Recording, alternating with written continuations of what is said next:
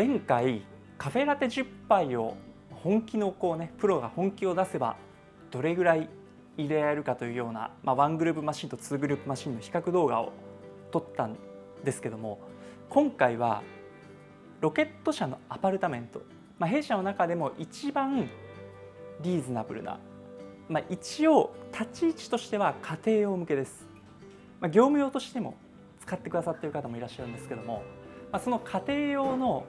最上位モデルっていうような、そういったその立ち位置のエスプレッソマシンで連続10杯本気で入れたらどこまで使えるのかっていうのを今日は見ていこうと思いますので、もし気になる方いらっしゃれば、実際ロケット社のアパルタメントはどれぐらいまでスチームのパワーが持つのかっていうところの参考になると思いますので、ぜひ最後までご覧いただければと思います。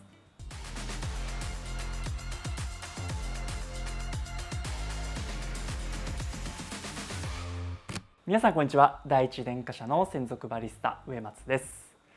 さあもう冒頭でもご説明した通り、今日はロケット社のアパルタメントを使って連続10杯入れていく、前回ですね POV 視点といいまして、私のこの首にカメラをつけて私視点での動きをお見せしてたんですが、あれもコメントでも好評いただいていたようですので、再びその形でやっていこうと思います。でロケット社のアパルタメントは過去にも動画は作っているんですが、せっかくなのでこの機会、もう一度説明をしていこうと思います。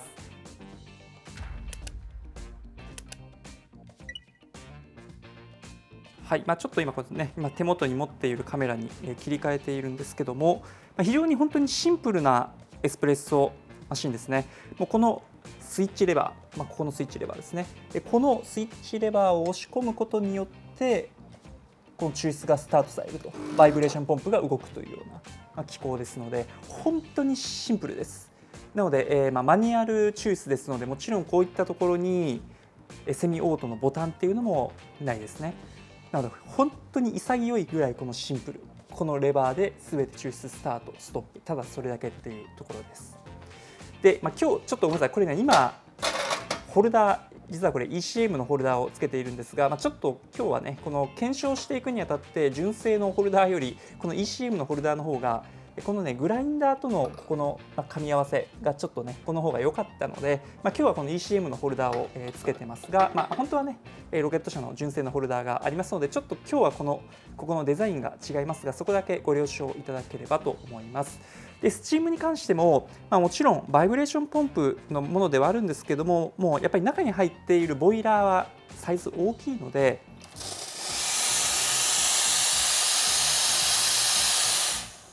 かなり強いですよね。非常にそのパワフルさっていうところもありますので、果たして連続でやった時に10杯どれだけかかるのか、もしくは何なら10杯連続作れないんじゃないかとか、そういったところもう今日はありのままに何かごまかすことなくお見せしていこうかなというふうに思ってます。そもそもバイブレーションポンプのエスプレッソマシンですので、私たちのスタンスとしては、お店で1日例えば40杯50杯出していくっていうようなマシンではないと思ってます。やっぱり1日10杯から20杯ぐらい入れたとして、そもそもあと家で使われる方であれば、よっぽどラテアートの練習とかを毎日されない限りはコーヒー1日入れて3杯4杯ぐらいになるんじゃないかと思うんですけども、なのであんまりむちゃくちゃな使い方っていうのはそもそもこのアパルタメントに関しては推奨はしておりませんので、今日はもちろん連続10杯でやりますけども、そもそもそこに対応できない可能性もあるということは先にお伝えしておこうと思います。あとはやってみて実際の結果を見てどうだろうっていうところになりますので、ちょっとそれは私もわからないので、実際どうなんだろうっていう結果の楽しみ反面ちょっと不安もあったりしますが、じゃあ今からやっていこうと思います。で、今日ですけども、このアパルタメントはセミオートマシンではなくてマニュアルマシンですので、本来は電子スケールとかを使って精密に測っていった方がクオリティっていうのはブレづらいんですけど、今日はスピードを重視していきますので、このショットグラスを片一方に抽出使って、このショットグラスの流量を見ながら、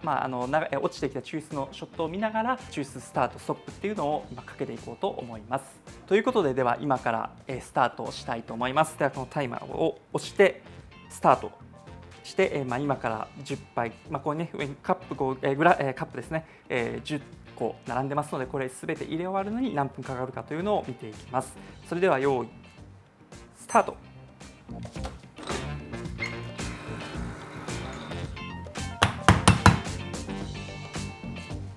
はい、で本日もホルダーは2つ用意してます。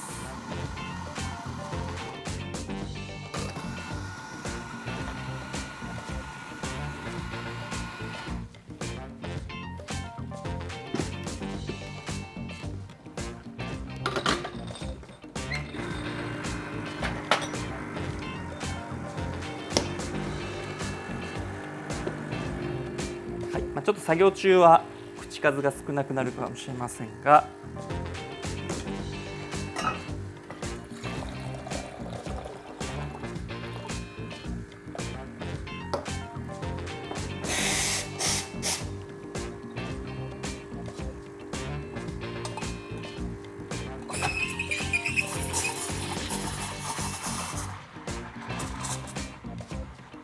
はい、では、今スチーム、まず1回目のスチームを始めております。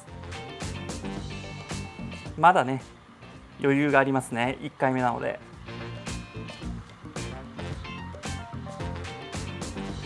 しかしやっぱりこうね、あったかくなるまでの時間っていうのが、でもこれは3でも言うと今のところはあんまり、変わらないかもしれませんが、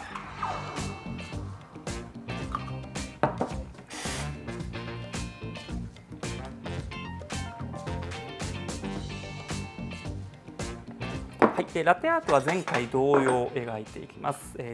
リーフとチューリップひたすら描きます。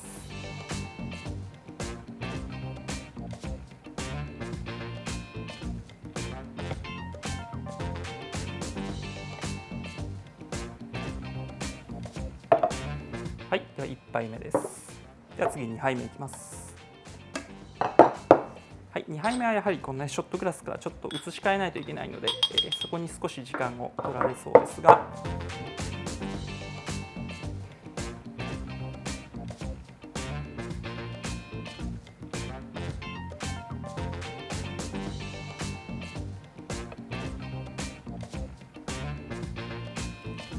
はい、2杯目完成です。はい、でちょっと本当はね、ピッチャーリンサーとかですぐ方がいいかもしれないんですが、ちょっとこれ今近くにピッチャーリンサーないので、さすがにもう今日はそのままいきます。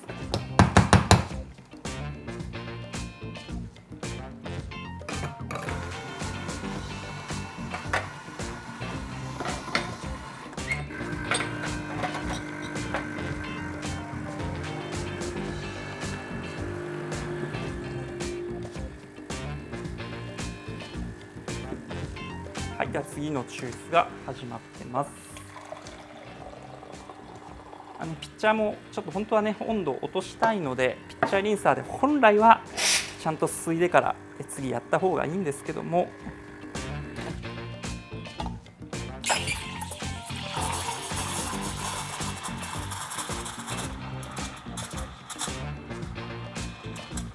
はい、今ね2回目のこのスチームですが、今のところまだねこう落ちてきたなっていう感じはありません。どうでしょうか皆さんもね、この映像で伝わりますでしょうかね。ちゃんとこう攪拌ができてるっていうのがね見えるんじゃないでしょうか。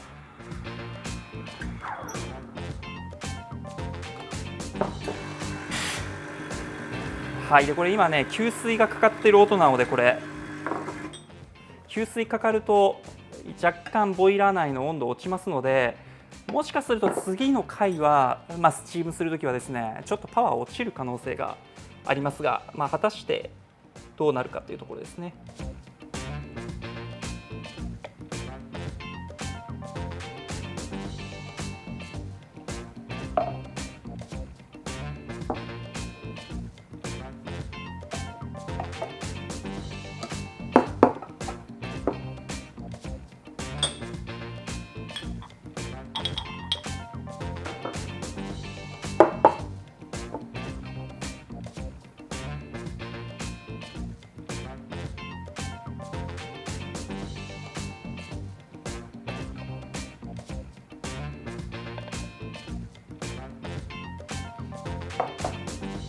ちょっとラテアート描いてる時のこのカメラの画角が大丈夫か少し心配ですが、ちょっと見づらかったらすみません。では、次いきます。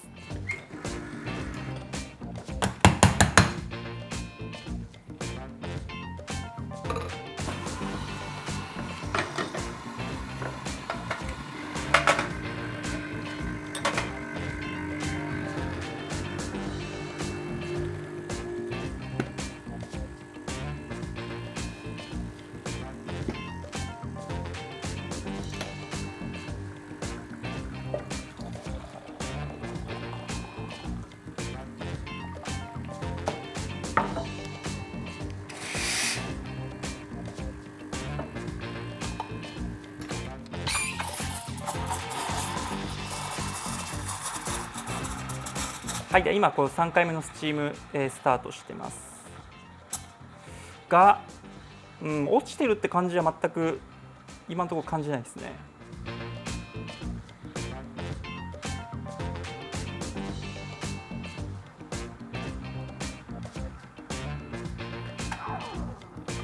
はい、落ちてるって感じは全く感じません。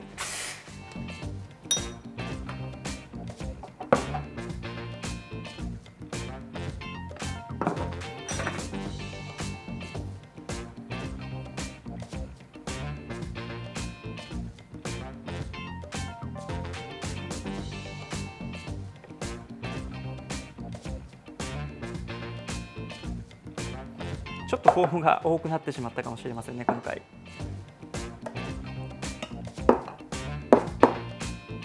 はい、ちょっとフォーム調整します。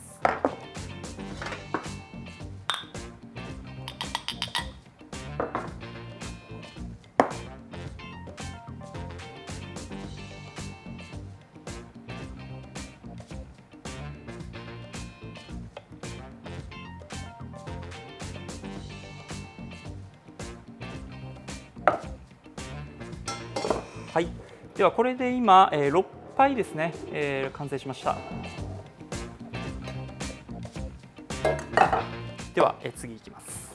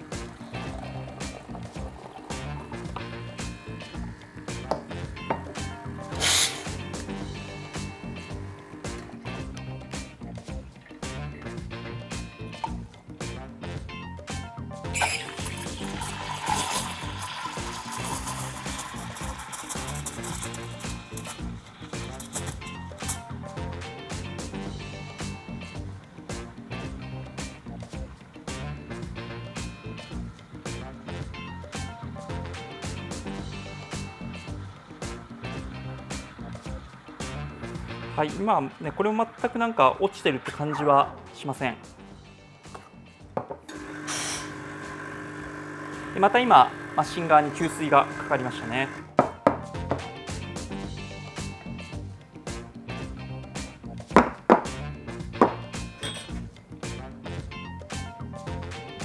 はい、では書いていきます。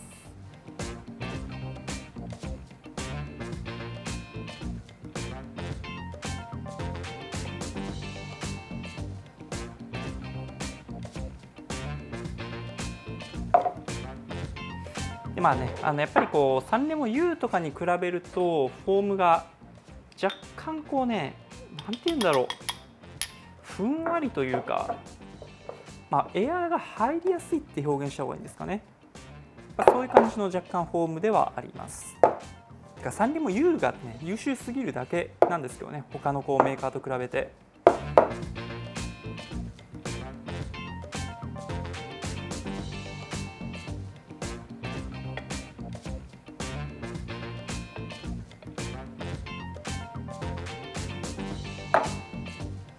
はい、では今8杯目これで完成ですので、ラスト2杯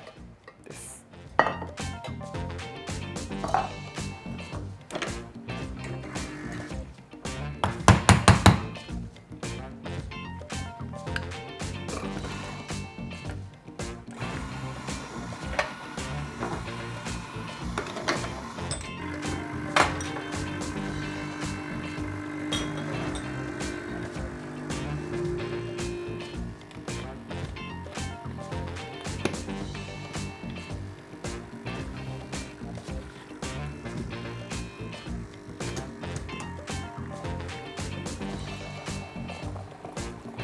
やスチームもね、これがラスト1回の、2杯分スチームとなります。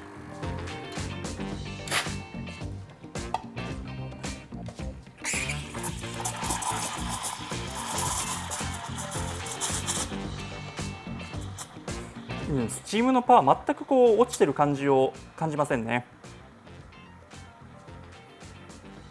非常にパワフルにスチームできてます。なので意外とアパルタメントでも、やっぱりねこれバイブレーションポンプの中でもアパルタメントは本当にボイラーの容量が大きいので、こんだけ連続でやっても何ら問題がないっていうことですね。ちょっとこれは私も意外でした。正直5杯目ぐらいから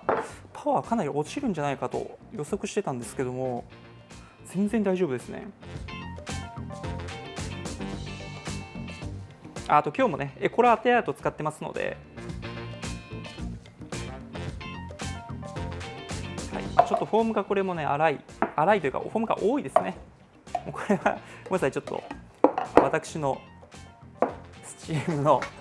技術にこうね影響している部分かもしれないですけど、いつもこうね前回のサンレモ U の感覚でスチームしちゃうとフォームがたくさんアパルタメントが入りますので、若干そういうところの違いが今出てます。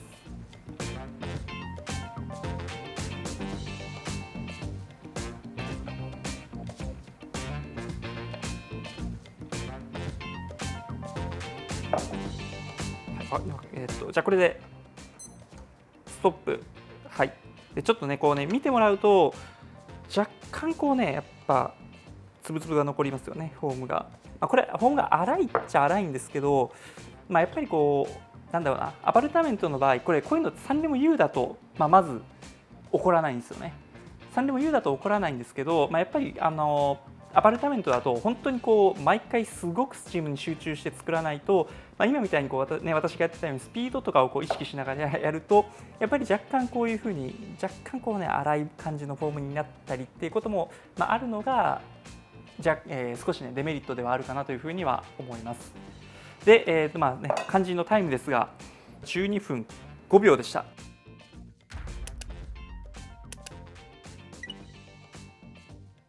皆さんこのタイムを見てどうでしょうかね。サンレモ U は11分ちょうどだったかな。なのでサンレモ U に比べると1分5秒ぐらい遅いわけなんですけど、もちろん今回完全なマニュアル式のマシンなので毎回このショットグラスでこうね移し替えたりとかそういったこう手間が正直発生したっていうのはあるんですけど、それでもですよ、一番弊社でもエントリーモデルのそれでも30万円はしますけども機種でこれだけ連続で入れても、一応ラテは作り続けることができるわけなんですよね。もちろんフォームの品質とかこれね私のスチームの技術がとかって言われるとあれなんですけども、でもやっぱりサンレモ U、これサンレモ U がすごすぎるだけ、ね、さっきも言ったかもしれないですけどすごすぎるだけなんですけど、やっぱりすごくちゃんと意識して作らないと、私の一番最後のね作ったラテがちょっとひどかったんですけどフォームがちゃんと意識して本当にきめ細かいフォームを作れるように意識しないと、フォームの品質の点数が100点満点中だとするとなんかね70点80点のフォームになっちゃうみたいな、一応、ね、お客様に出しても許容範囲なようなフォームではあるんですけど、やっぱりちょっとこうね点数が落ちてきちゃうみたいな、ところがあったかなっていうふうには思います。連続こうやってね10杯スピード勝負で考えて作った時に。なのでちょっと私も正直6杯目ぐらい5杯目6杯目ぐらいから自分のパワーが落ちて全く使い物にならなくなるんじゃないかなって思ってた部分があるんですけど、連続10杯、2杯取りのスチームですけどやっても問題ないっていうところで、今回こういうふうにこうね検証結果が出ましたので、もちろんですよ、だからといってこのアパルタメントで1日50杯とか、もうね抽出するのはバイブレーションポンプにとっては負荷が高いのであんまりお勧めはしませんが、ただ瞬間的にこういうふうにね、使っても問題ないっていうような、スペックではありますので、もしねこれが迷われている方にとって何か背中を押す一つのねポイントになればと思いますので、あとはこのねアバルタメントまた改めて見て何かわからないこととかあればコメント欄に残しておいていただければ、できる限りでそこはね回答させていただこうというふうに思っておりますので、ぜひわからないこととか何かあればコメント欄に残していただければと思います。ということで今日はこれぐらいにしようと思いますが、この動画面白かったよとか役に立ったよと思っていただければぜひ高評価ボタンを押しておいていただければ、あとチャンネル登録とねよろしくお願いいたします。ではまたねこういった検証動画っていうのは今回結構ね面白い企画かなっていうふうにも思うので、各マシンでねやっていこうかなっていうふうにも思ったりしておりますので、弊社取り扱いのマシンですけども、それもぜひ今後お楽しみにしていただければと思います。ということでまた次の動画でお会いしましょう。ありがとうございました。